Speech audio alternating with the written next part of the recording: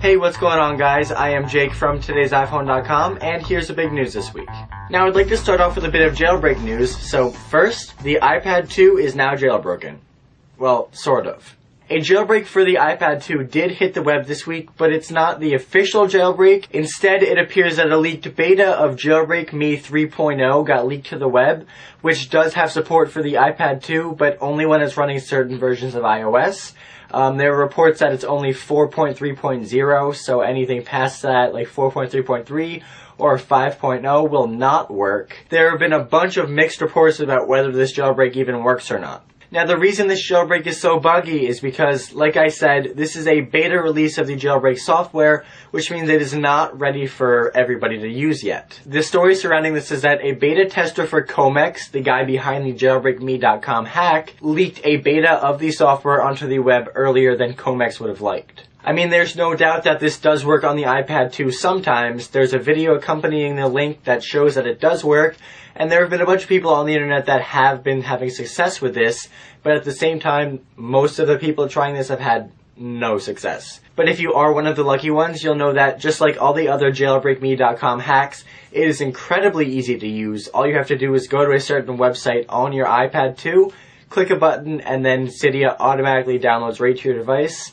Then from there, you just have to restart it and you're jailbroken. No computer necessary.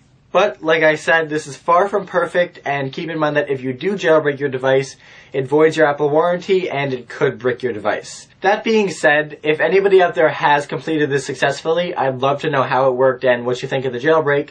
So leave a comment down below letting me know your experience with this leaked beta jailbreak, and hopefully we see an official version sometime very soon.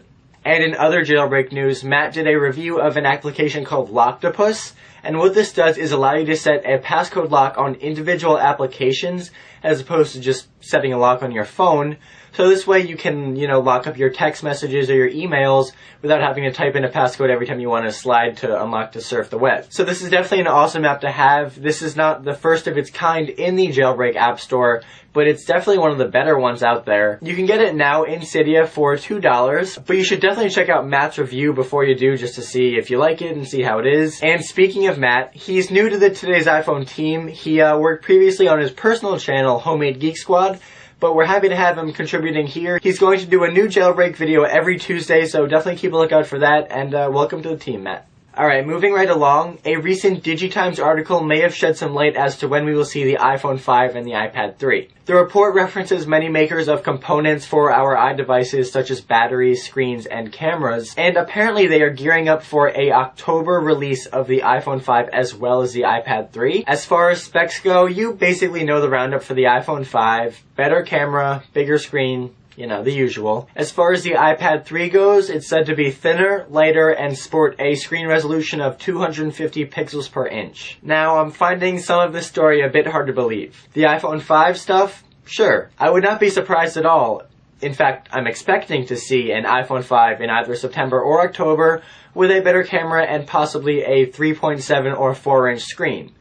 Though I am surprised that this report is claiming that the iPad 3 will be announced simultaneously with the iPhone 5. Earlier in the week, there were rumors that Apple had just ramped up its iPad 2 production by several million, and iPad 2 sales have been very strong, and the device hasn't even been on the market for 6 months yet, so I really do not see Apple releasing an iPad 3 until the March-April timeframe next year. This isn't the first time we've seen rumors of an early iPad 3 release, but I just can't get behind them. It just doesn't make sense for Apple to release an updated product so soon after the, previous generation was released. It would make all of the people who bought the iPad 2 very angry because their devices would be obsolete way faster than they bargained for. So if I had to put money down, I'd say iPhone 5 September, October, and iPad 3 March, April. Do you guys agree, or are you expecting to see an iPad 3 in September, October with the iPhone 5?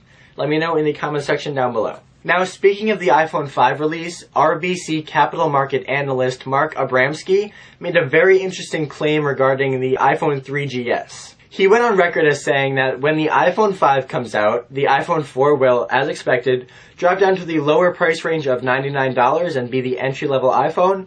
But he went one step further and said that the iPhone 3GS will not disappear, as most would have believed, but instead will be offered for free with a 2-year contract. Now, the reason given for why Apple might do this is to target the mid-market Android phones that are currently available. And I guess if you think about it, it does make sense, but it's something that Apple's never done before, and I'd be very surprised to see if it's true. That's not saying I wouldn't be happy if they did do it. I mean, a free 3GS would be great, and it'd get the iOS platform into the hands of a bunch of people who wouldn't otherwise have it. As with most Apple rumors, though, only time will tell. Hopefully we won't have to wait too long. And finally, I just want to give you guys a quick update on the iPod Touch giveaway competition. If you're watching this video on Sunday, July 3rd, this is the last day for you to enter the final week of entries for the competition. You can check the post on today's iPhone and see details on how to enter. But if you're watching this after that, make sure to stay tuned to today'siphone.com for details on the live drawing on Ustream on July 5th. Each of the 3 weeks of entry, we've randomly chosen 3 finalists to move on to the final round, and it is out of those 9 finalists that Cam will pick the winner during the live drawing on July 5th.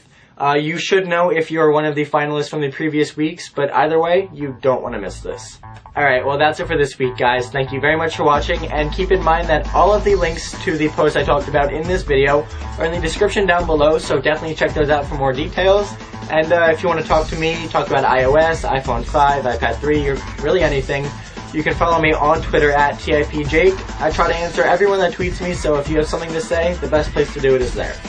Oh, and don't forget, for more news, views, and reviews, definitely check out today'siphone.com.